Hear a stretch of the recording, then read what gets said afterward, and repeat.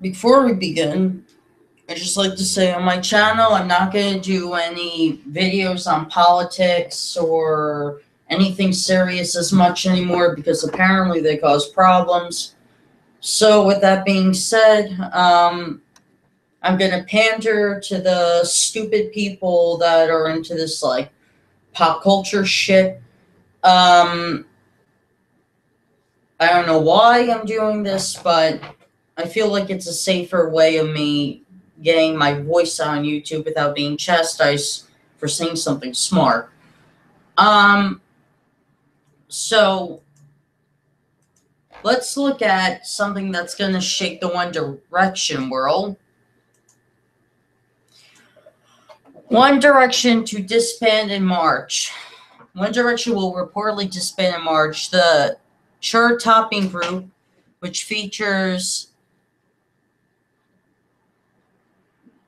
Niall Horn, Liam Payne, Harry Styles, and Louis Tomlinson, have mutually agreed to an extended hiatus for 12 months in order to pursue their own solo projects, and they will not launch a tour to support the launch of their fifth album, meaning their last full concert will be in Sheffield at the end of October. The source says the guys have been together for 5 years, which is a incredible run for a boy band. Hold on a sec.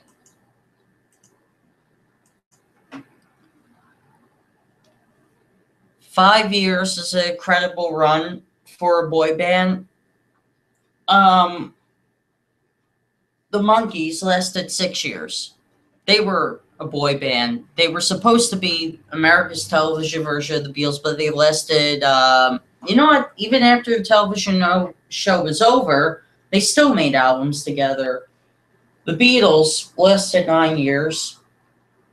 5 years is not a long time for a boy band. 5 years is like, people said we were going to make it. You know what? We did make it. That's exactly what 5 years says. 5 years says you were trying, and you're just giving up. Anyway,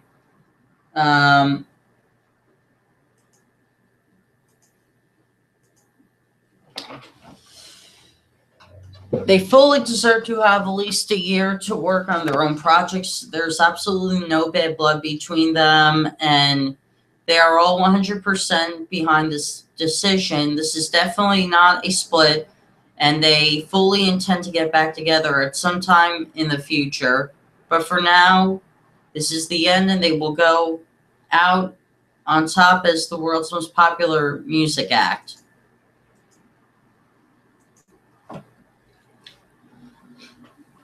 I wouldn't say the world's most popular music act because I'm not a fan. And if they were the world's most popular music act, mostly every millennial would like their work.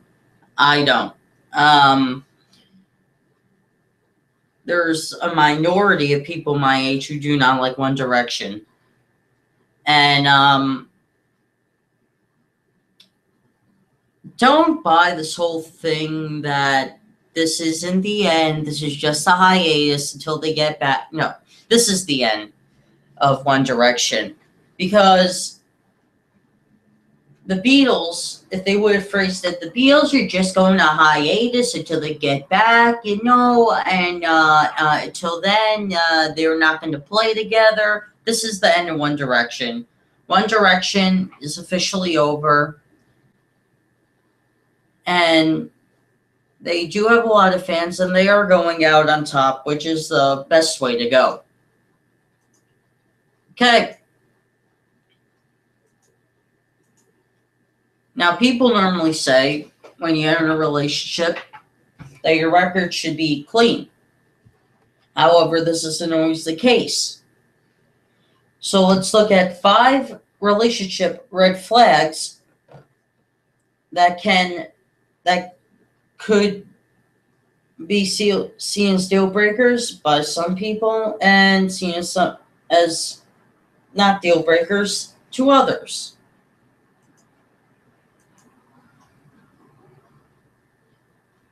His past is his past slash her past is filled with a long trail of women slash men. Let's be fair here. Both sexes can have a long trail of women and men. In his figurative black book is as long as the dictionary. Don't panic. According to Katz, many men want to reach a certain place of emotional and finance readiness before getting into that super committed long-term relationship.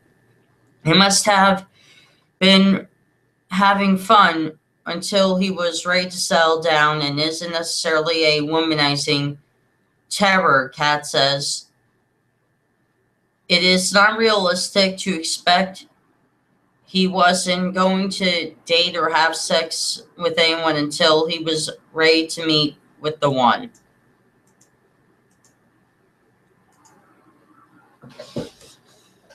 That makes no sense. And I'll tell you why that makes no sense.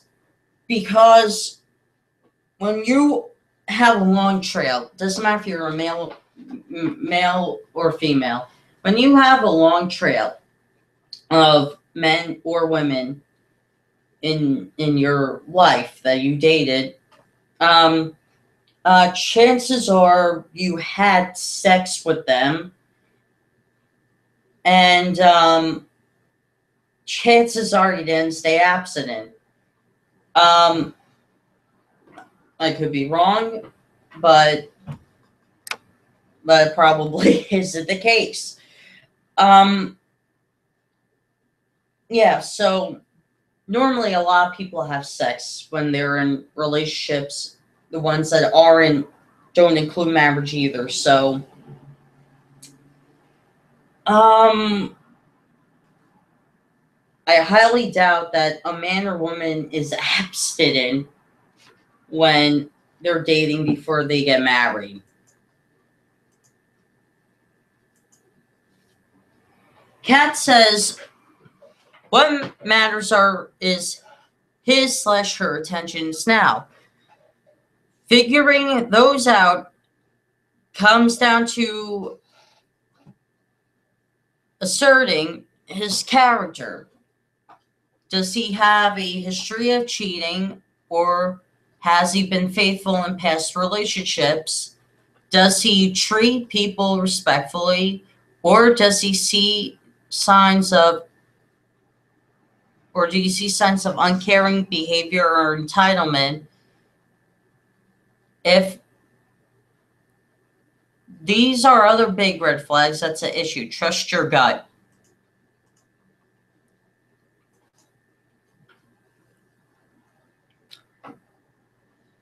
You want to know how you can figure out so it has a trail of cheating, and I can tell you perfectly. Because I did have a girlfriend where she did cheat on me behind my back. I know that I phrased that wrong, but she did cheat on me. This is how you can tell someone's cheating on you. You ask them who some of their exes are. You ask them who some of their exes are, and then you ask them through Facebook or whatever, and you ask them if they cheated on them. And the ones who have nice things to say, you could tell that they were cheated on. And the ones who don't have so much of nice things to say, you could tell those are the ones that got cheated on. So that's how you can tell if they have a past to cheating.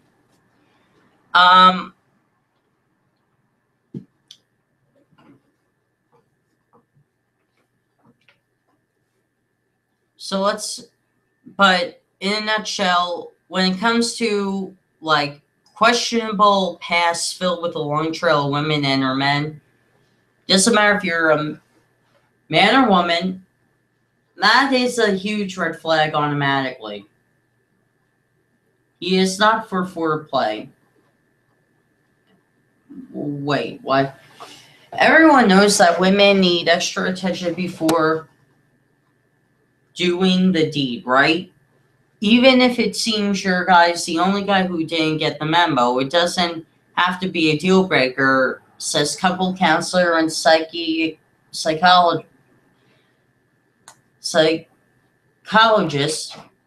Carla Ivankovich, PhD, and an adjunct professor at the University of Illinois Springfield. Since a lot of men grew up with the quick encounters of hookup culture, they may need a little help fostering a deeper, closer, intimate relationship.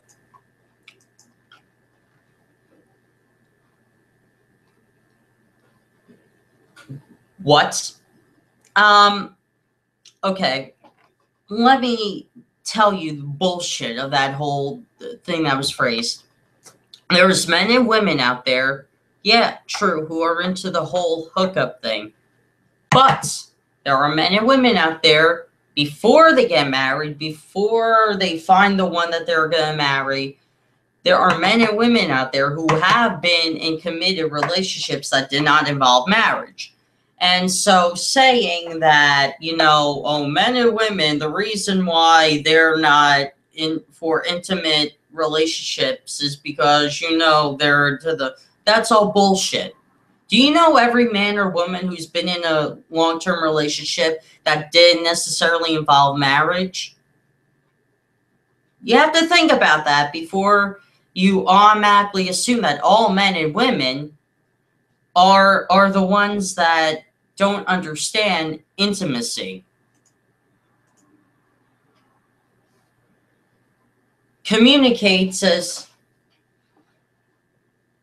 Ivankovich, if your partner is receptive to exploring your intimacy together, set parameters for how to go about this. Discuss the idea that talking about sexuality and preferences in an intimate way is very different from the physical art of having intercourse, but note that it's equally important.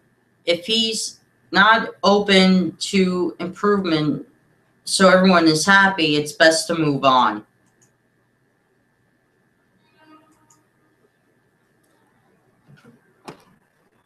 Okay.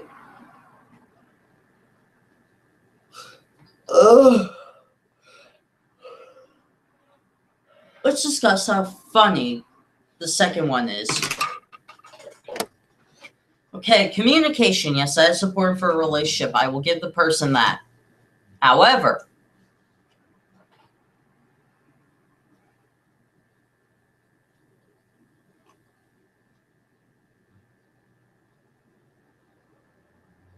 the discussion of intimacy is one thing, but the discussion of sexuality and preferences in an intimate way, it is true. It is completely different, but when you're talking about sex and sexuality, there isn't really that much of a difference. No, there is no difference whatsoever. I get this person has a degree. However, common sense would say when you're talking about sexuality and preferences, like what you want to do when you're having sex, there is no difference between the physical act and the talk, because for Christ's sake, people, that's just not how sex works. Like,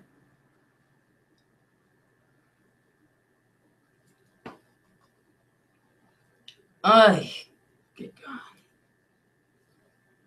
The second one is literally so comical, I should make a parody of it. Anyway, moving on to number 3.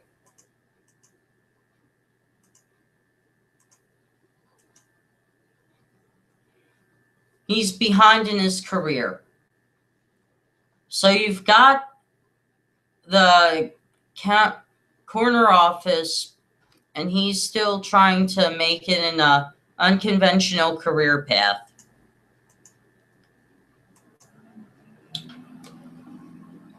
Wait. Hold on a sec, trying to get this straight. He's left his career behind. There are women who leave their careers behind. It's not just men. It's women as well.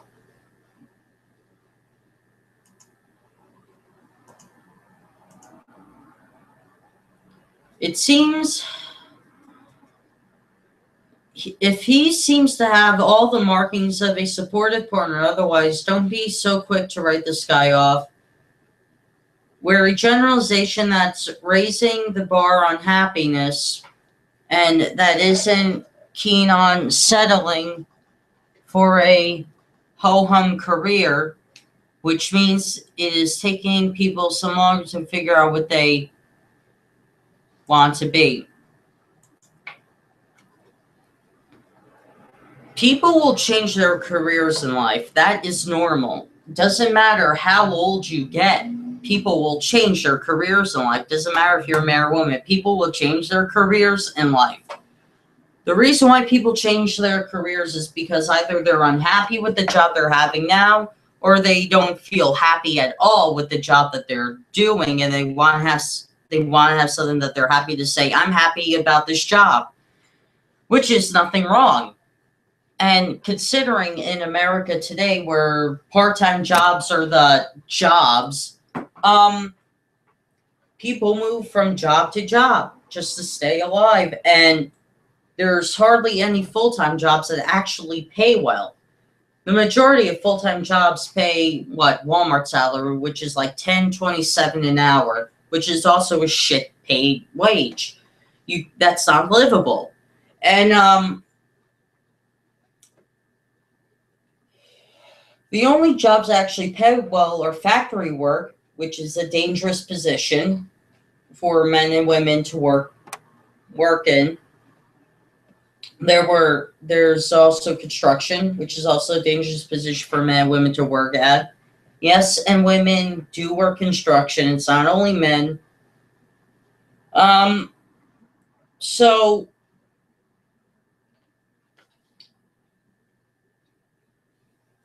there's only certain jobs in America that are very dangerous and that men and women have to really consider about working before they actually apply for that job.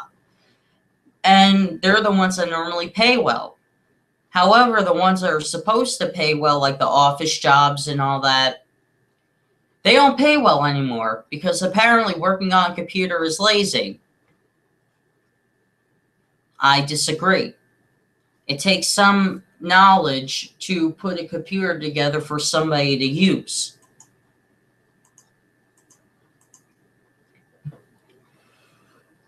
Ask yourself, if he's got realistic dreams or if he's living in a fantasy, does he have a plan or there's no following through? Kat says, nothing. These aren't questions likely able to answer just after 1 or 2 dates.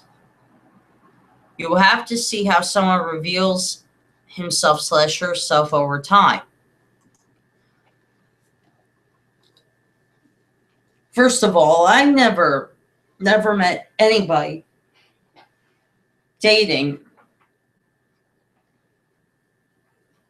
that ever thought of the marriage boat after 1 or 2 dates. Never did. And granted, there are some who know that they're right for each other after 1 or 2 dates, which is fine, good for those people. However, teens are loving Panoxyl Acne Cleanser. Have you tried it yet? Would you recommend it to your friends? Here's an awesome recommendation I found. I'd recommend it to all of my friends who are struggling with acne. Go ahead. Spread the love to your pals. Panoxyl. Clearly different. Clearly you. Okay, that was a bit odd. But anyway,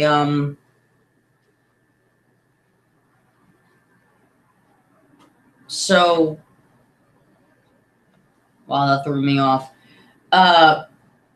Like I said, there are people who know that they're meant together after one, and they know that they're right for each other after 1 or 2 dates. Good for them. However, it takes a couple of years to know that the person is right for you, and so what if somebody's chasing a dream? Should they just leave their dream to get a realistic job? I don't think that would be an encouragement from any partner in a relationship, regardless of the gender, because when you tell someone you're not going to make it as a musician, you might as well just leave it flat and get an office job.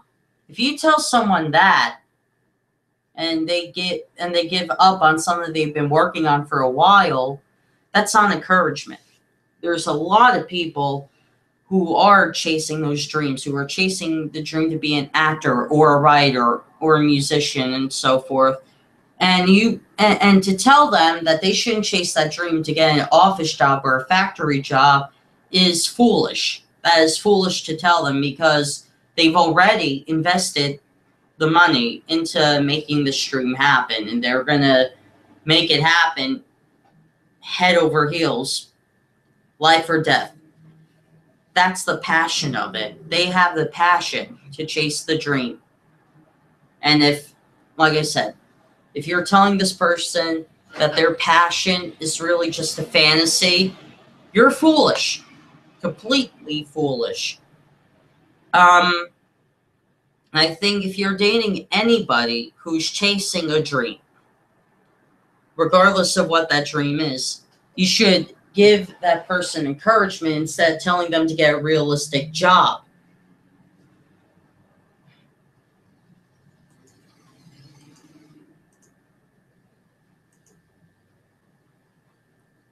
You can't seem to say I love you. Here we go again. There are men and women out there who don't have to say I love you in a relationship all the time. You know why? Because they know that they love the person they're in the relationship with. If the person they're in the relationship with feels insecure, that's that person's fault. Then they have to have a discussion with their partner or something. Insecurity can come from the person, not from the other person in the relationship. It could come from the one person that's feeling it. And that's common sense. So I'm just going to skip over 4 because it's ridiculous to even bring that up. And number 5, he won't bring you around his family. Okay. That can be seen as a massive red flag. But maybe there's a reason why he or she doesn't do it. Maybe your mentality is different from her family's, or maybe the way you talk, dress, or walk will bother her family or his family. And maybe there's an act of love in the idea that they don't bring you to family reunions or holidays. Maybe there's an act of love there, really, because there's certain families out there that if they have a child who's religious still, not like super fanatic religious, but religious enough that they have like this whole prayer dinner for Christmas and all that, regardless of the religion. And let's just say their child is dating an atheist or someone of another religion, and she or he knows that's going to cause a problem for the family. I think it is a smart thing not to bring the spouse around the family to keep the peace. That's just me.